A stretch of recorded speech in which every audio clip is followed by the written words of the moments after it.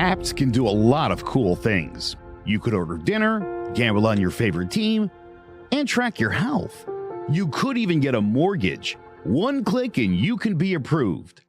I'm not sure by who or what country they're in. You deserve more from the mortgage industry. At AnyMac Home Mortgage, we believe in the need for live human interaction during a very complex process.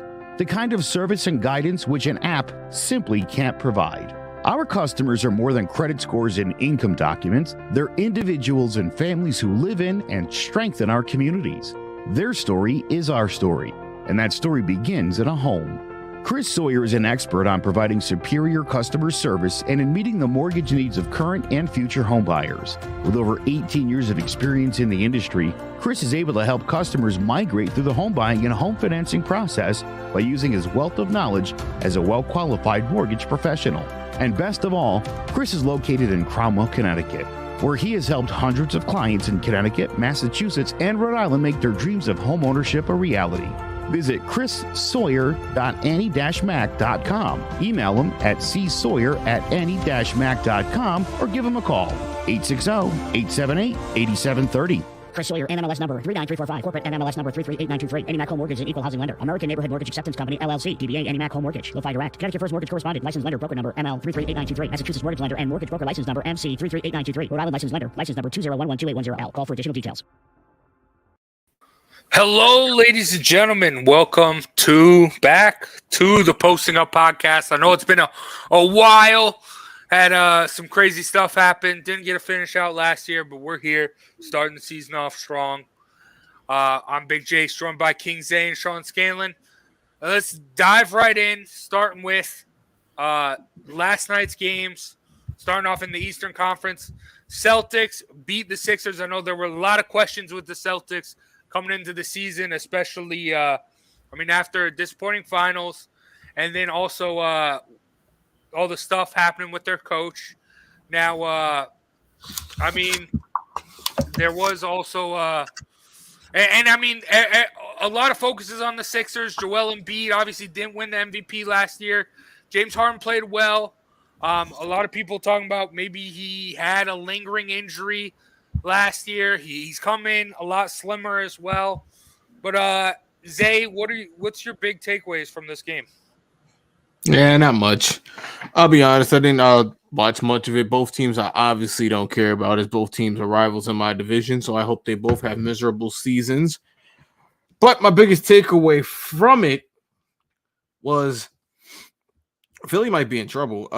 Boston looked really good. Again, it was a home game for them. They should look good opening night. You're juiced up. You've got all that going.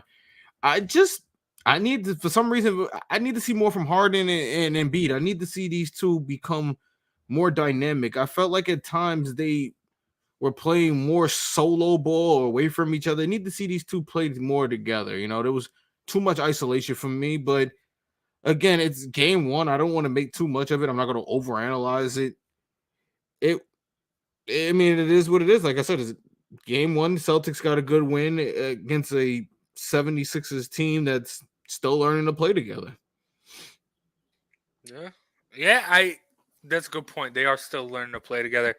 But Sean, with the new coach, because of the suspension, do you see they played great, but do you see them?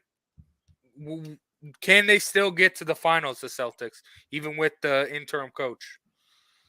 I definitely think there's still a path for them to get there. We saw their 1-2 combo with Brown and Tatum last night, pretty much getting right back to where they left off at the end of last season. Obviously, they lost in the finals, but they had a great end to the last regular season, a pretty good run in the playoffs, and I think they might be, honestly, the best 1-2 duo in the NBA right now.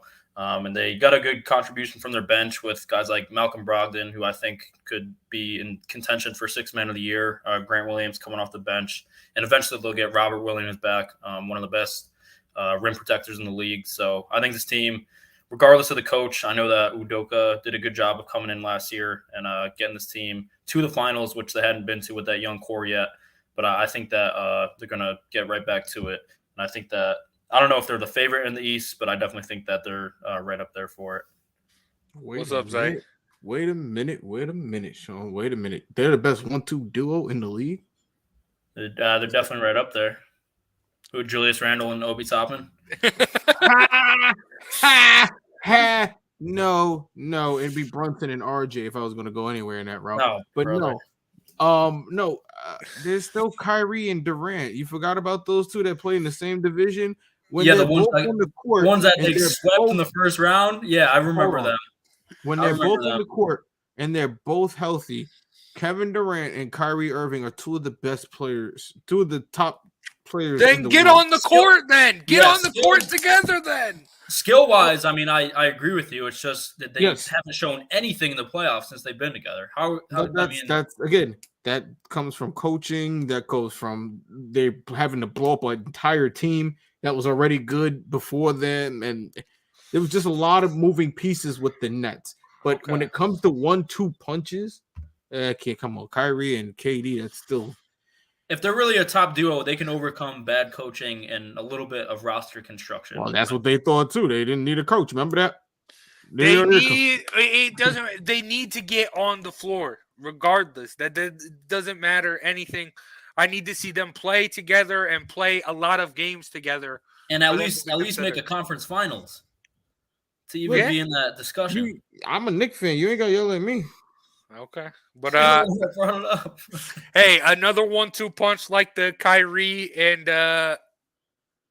Durant one that should on paper be good, but hasn't really. I mean, they do have a championship, but the Lakers, and then I mean, not necessarily a 1-2 punch, a 1, 2, 3, 4, 5, 6 punch with the Warriors. I mean, they just got slobber knockered. They got manhandled. I mean, Zay, could this how? I'm not even going to ask. Can this Warriors team repeat? How many times can they repeat?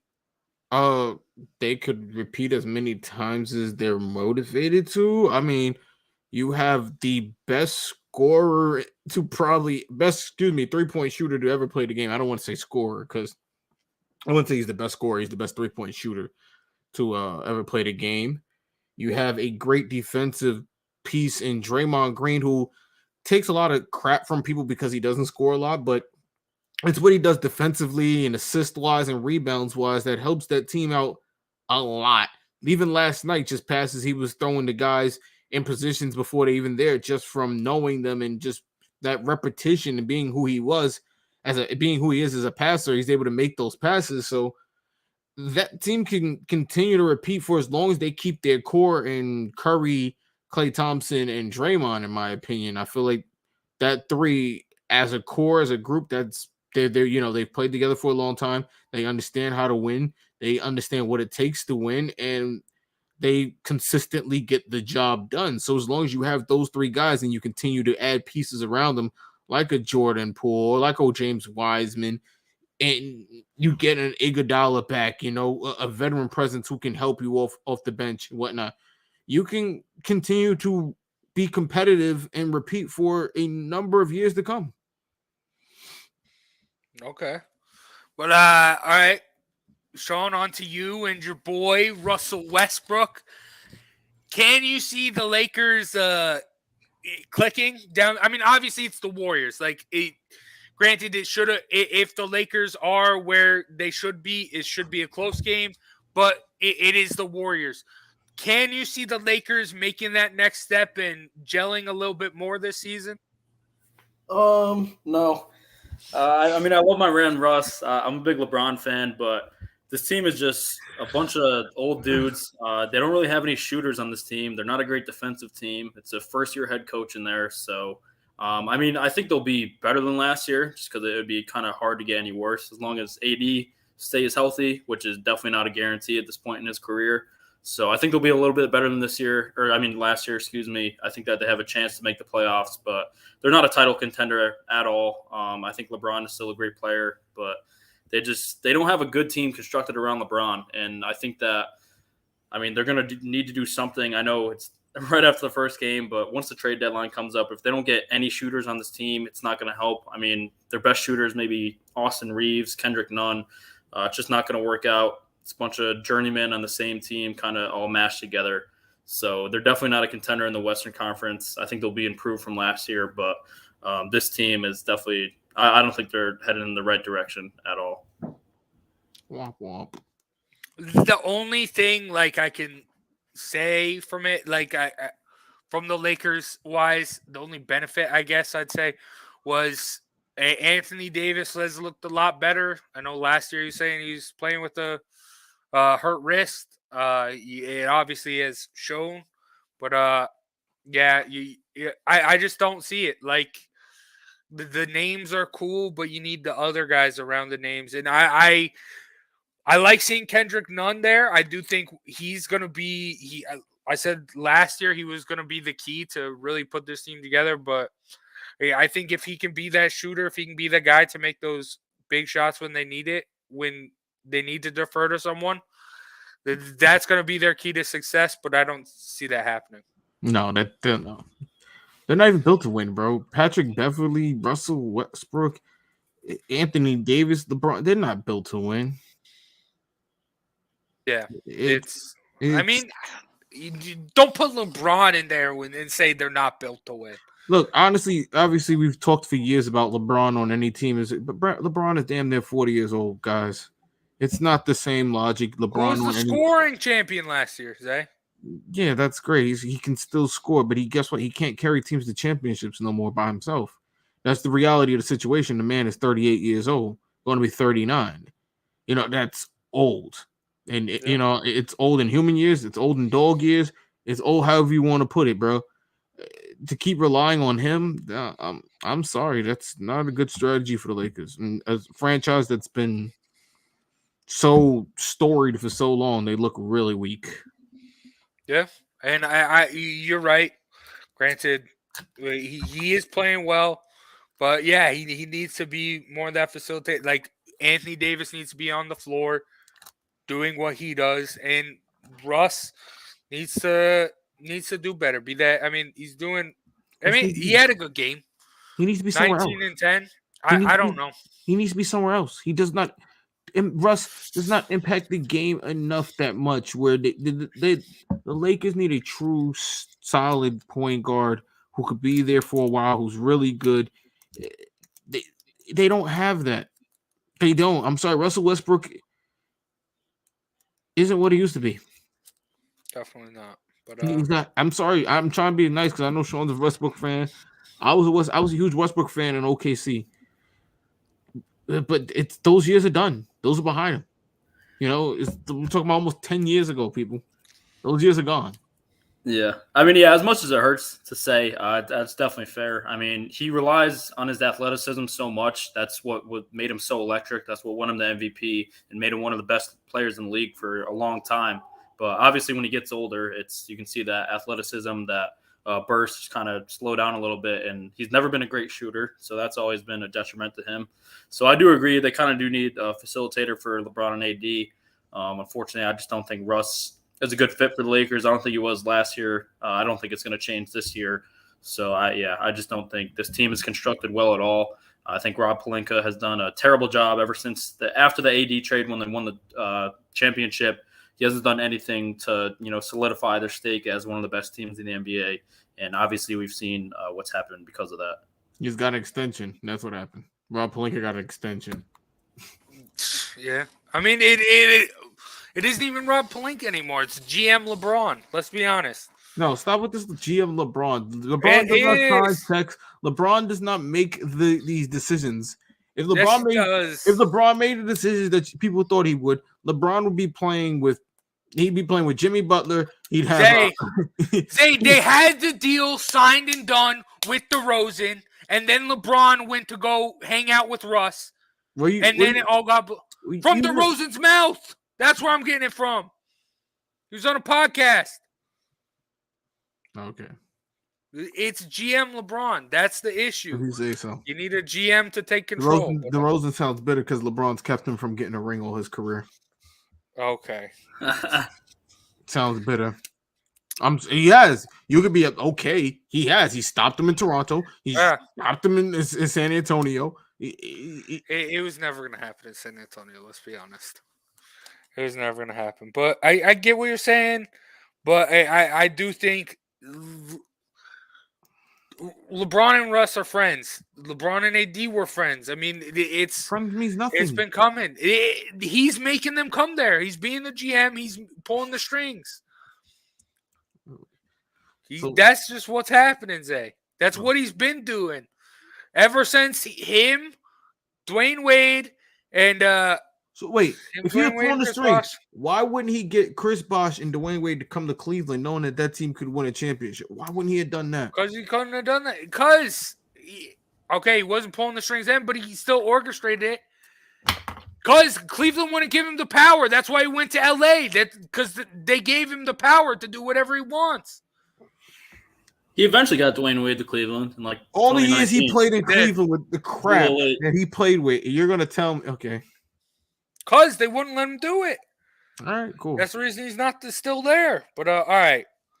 Bro, he'd be playing with the best players in the league right now if it was GM LeBron. I don't think y'all get that. He'd be playing with Steph Curry and Draymond. He'd have Chris Paul and though. He's playing with his guys. Just like how you were talking about Aaron Rodgers on John about the G-Men. LeBron James is Aaron Rodgers. He wants his boys. He wants his washed-up has-beens. LeBron James is not Aaron Rodgers. LeBron James wins championships. Yeah, Aaron Rodgers gets come on, bro. Come on, bro. Aaron Rodgers a scrub. All right. He gets past right now, washed up, trying their best. I think, yeah. Okay. All right. Let's take a what? No, what? No, go to break. No. What? No. You just argued that he was the scoring champ last year, and then you're gonna tell me he's washed. Okay. He still is. I mean, you can score as much as you want. If you're not winning basketball games, if you're not advancing in the playoffs, that doesn't mean you're washed. That means your team isn't good. That doesn't mean you're okay. Yeah, the team around him sucked last year.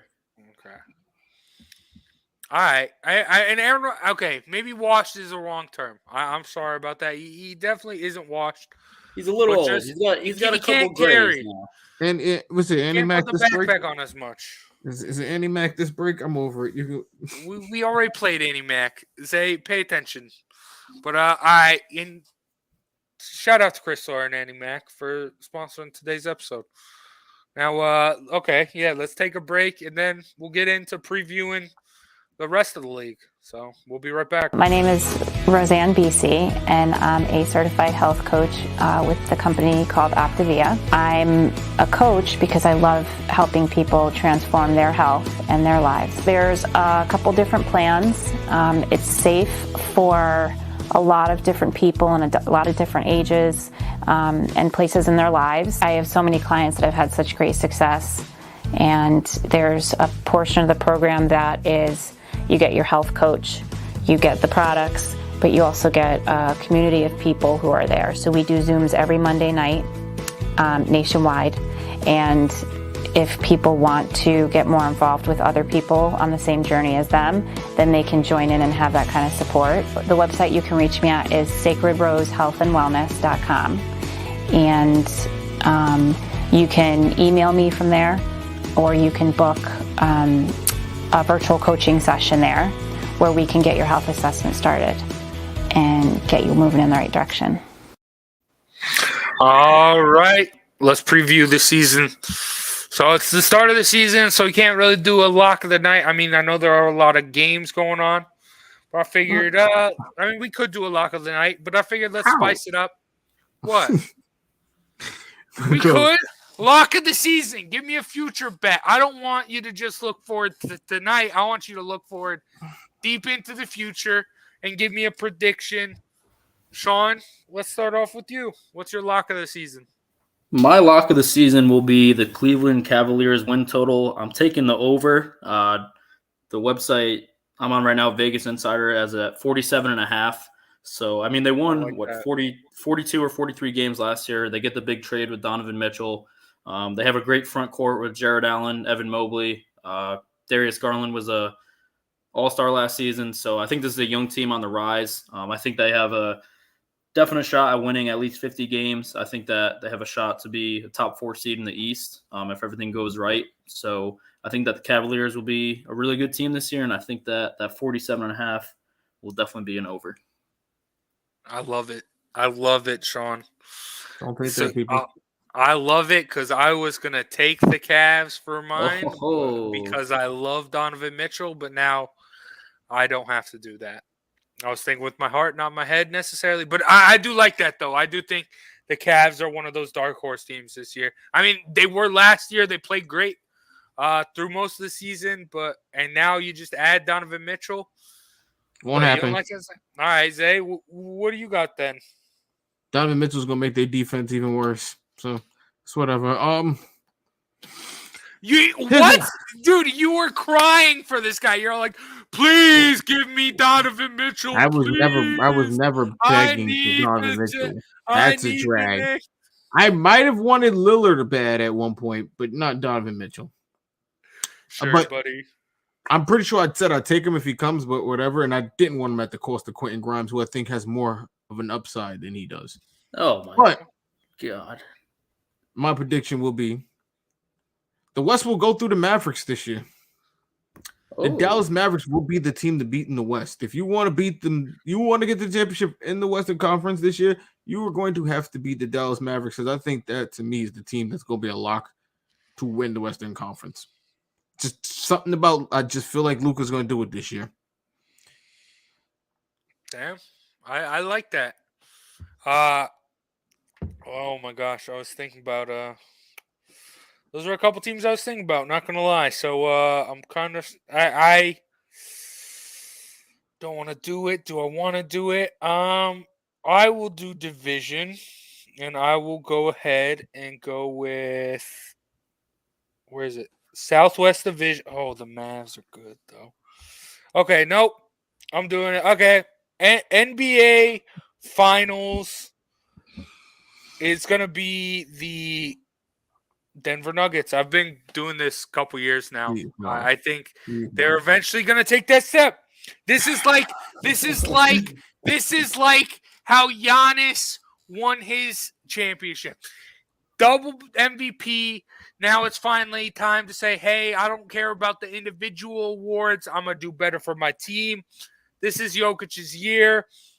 Jamal Murray, even if he comes back as a fraction of what he was, I think the Joker is good enough to make that work. Bro. Same with Michael Porter Jr. Michael Porter Jr. also got a lot of money, so he's kind of needs to prove himself.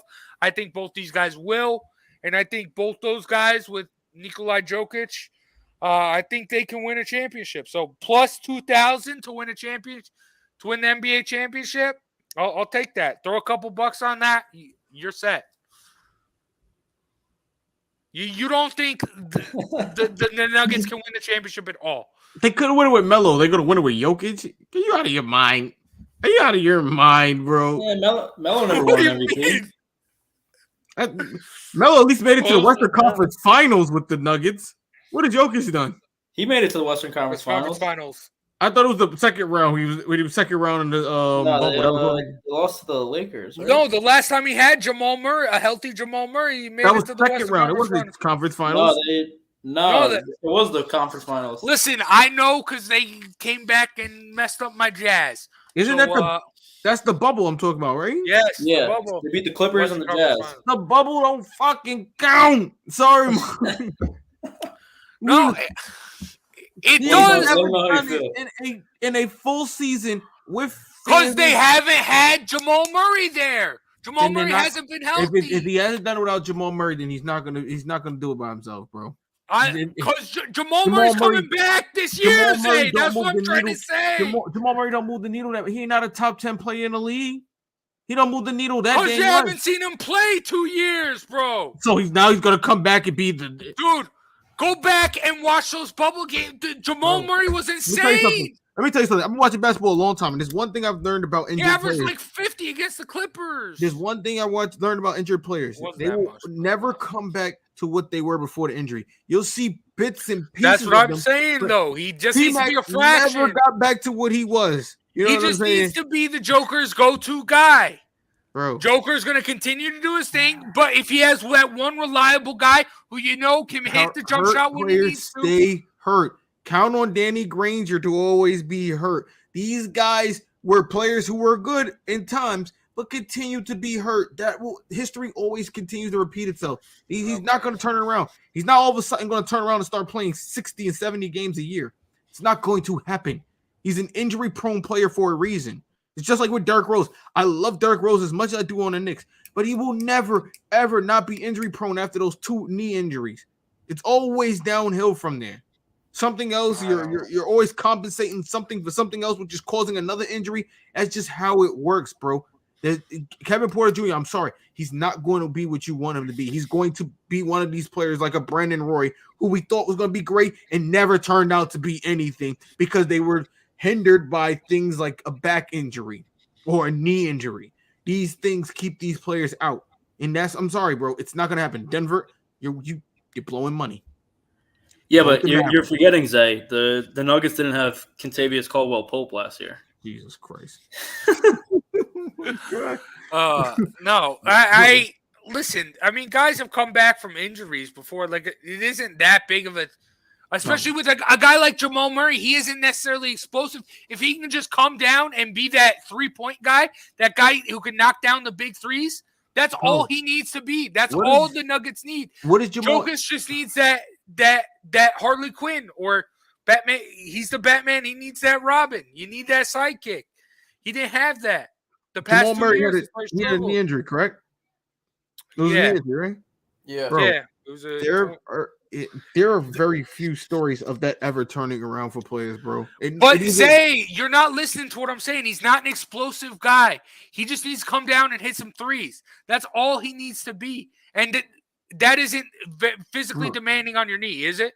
Coming down, spotting up in the corner when Jokic gets double teamed, pass out. Look, that's all he needs. It's easy to say. It's just like Markelle Fultz. All he had to do was have the surgery, and he would have been, okay. And look what happened to his career. Completely derailed. That's 2 different players, though. Markelle Fultz was never as good as Jamal Murray. I'm not saying that. What I'm saying is injuries are real. They affect players' real life, and it affects them as their career goes on. And it will continue to affect them because that is just the nature of the sport. LeBron James was never injured? Kobe was never injured? Until now. When was LeBron ever injured? He takes care of his body. I'm sorry to say, LeBron has never really been seriously injured. He had the nose issue. That was it. He's never been seriously injured. In 20 years. Listen, they're coming back. Bro. They're going to just say one injury is going to change, like, It does. Okay, bro. It's going to change. Derrick Rose one injury to go from MVP to that's a completely different player, Zay. You're not hearing what I'm saying. Is Jamal Murray coming down the lane and doing some crazy dunks on people? No, I've seen him do dunks. Okay, is he dunking on people left and right like Derrick Rose was? No. Exactly. Completely different type of player. Again, I'm not expecting him to come in and score like 50 like he was in the bubble all the time. He's going to come in and he just needs to hit the jumpers when Joker needs him to. That's all the Nuggets need. Joker just needs that other reliable scorer, and Jamal Murray can be that. Not that easy. If it was that easy, Kemba Walker would still be on a team. This is what I'm trying to explain to you. Kemba Walker's not reliable. Why? Because of what? Because he can't score. No. He isn't that reliable. Because of what? His knee. Because of his knee injuries, bro. That knee injury, bro, I don't think you understand that changes players' careers, bro. I've gotten multiple knee injuries. I understand. But for it to be, it isn't just injury, you're done forever. That's not a thing. No, it's not you're done forever, but you will never be what you were, is what I'm saying to you. You only start to decline. And I'm not saying he's going to be what he was. I'm saying he just needs to come in and be that jump shooter. That's all he needs. All right. Okay. Let's round it off. Zay's got Zay's got a Knicks game to watch. I don't know why he wants to watch that, but Whatever. All right, MVP prediction. Hold on, you're gonna watch Utah all year with nobody. No, on the I'm team. not. I'm not What are you watching talking Utah about? games. You're a I'm Utah not Jazz watching fan. You're gonna Utah. talk about the Knicks. I'm not watching Utah games. I'm not watching Utah games, bro. No way. I'll watch tonight because they're playing the Nuggets, but I'm not. Bro, do you know 10 o'clock games to watch the Jazz, bro? To watch washed up Michael Conley and Colin Sexton, The audacity. Laurie Markkinen. No, thank you, bro. You talk about my Knicks when you're a Jazz fan. The audacity. I know. And I'm here saying they suck. But guess what? They got a bunch of draft picks. Hopefully Danny Ainge can help do something with that. All right, let's move on, continue the show, and wrap it up. MVP prediction. Zay, who you got? Kawhi Leonard. Kawhi? I love that. I like that. I think the robot comes back and becomes MVP. Rookie of the year, Kenny Lofton Jr. Just wanted to throw the next year. Okay. All right. I do like that Kawhi. I know a lot of the big media outlets are going Clippers, their depth, blah blah blah. But I mean, they are a scary team, and a healthy Kawhi is a scary thing. So I like that pick. Sean, who you got? I'm gonna go with the guy we saw last night in Jason Tatum. I knew he was gonna say that. I don't like the Celtics at all, but I just think that they're going to be a really good team this year. Tatum's gotten better every year. He's a great defender, one of the best scorers in the league. He started to facilitate a little bit more, so I think that the Celtics are going to be really good. And obviously, they don't really give out MVPs to bad teams. And I think Tatum is a top 10 player right now, maybe a chance to move into the top 5 by year's end. And I think that he's going to have a really good year. And I think that he's going to win MVP. Did he show up last night? Yeah, he scored a quick 35. Yeah, both him and Jalen. Now he found a way to get 35 points in. Yeah, it's pretty hard. It's pretty hard if you're a Knicks fan. You don't see it too often. Yeah, didn't see it last June either. Hey, I mean, he was scoring. I think the big thing with him was his turnovers in the playoffs. I think that was not scoring when they needed him. He was not the player they needed him to be. But I mean, okay. Well, they made it to a finals. That's better than the Knicks will ever do. All right, okay. Woo, for me, I don't know.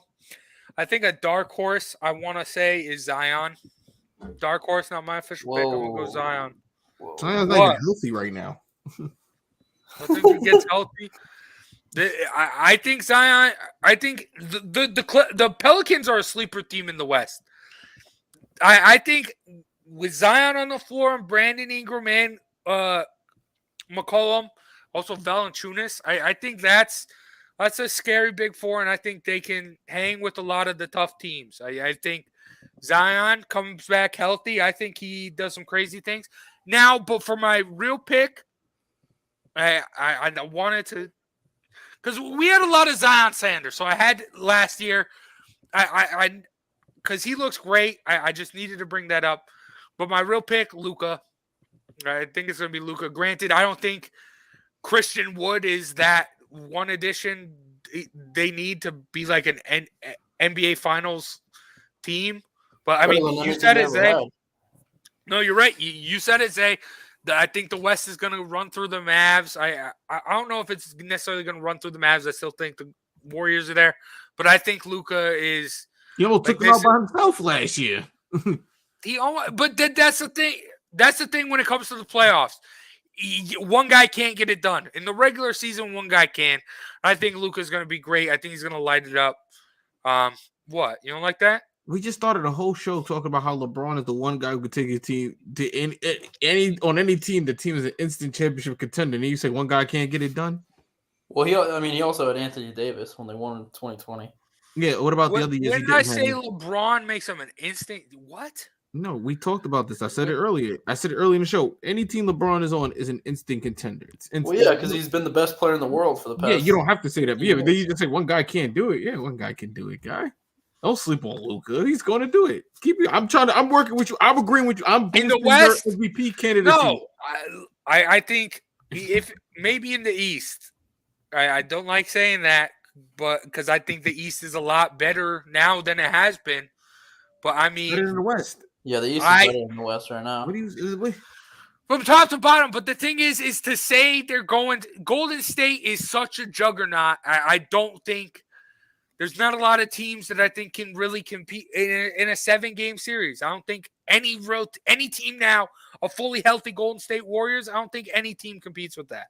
What about your Nuggets? I like the Nuggets, but I think they have the best bet. That's why I'm picking them to. We just messing with you, bro. We just messing with your pitch here. I know. But dude, the Nuggets. I don't know. I mean, maybe it's just because I have family from Denver. The past 2 years, that's just been. I don't know why. I've been putting a little bit of money on them to win the championship. They obviously haven't. I think it's about time for it to pull through because they got. You've been wasting money. Hey, dude, like $5 to win me. What's 100? I'll take that all the time, dude. I'm betting on the Nuggets. Hey, all right. So that's gonna do it for today. Make sure you check out we've got some great games going on right now. Make sure you also check out Clovercrest Media. Talked about a little bit about John about the G-Men. That's another podcast all three of us do along with Joe Aguirre, talking about the Giants. So if you're a Giants fan, check it out there. Or if you're just a football fan in general, we talk around the league as well. Also got Keys to the City, Sports Talk with R&J. Hard hitting wrestling show, bunch of great podcasts. So if sports isn't your thing, I don't know why you're watching this, but there's also some true crime and political stuff on there as well. So clovercrestmedia.com for that. For myself, Big Jace, King Zay, and Sean Scanlon, that's going to do it for the Posting Up Podcast. And we will see you next time to talk more NBA. Peace out, everybody. Hello, my name is Joe Aguirre. I'm the president of Clovercrest Media Group. And here at CMG, we have a wide variety of podcasts, including sports shows like Keys to the City, The Roll Call, Throwing Jabs, All Four Downs, and Jawing About the G-Men. And great true crime shows like Sticky Week, Crimes and Consequences, Ivy League Murders, and Burn, the unsolved murder of David Eichmann. You can find all these podcasts and so much more by visiting clovercrestmedia.com.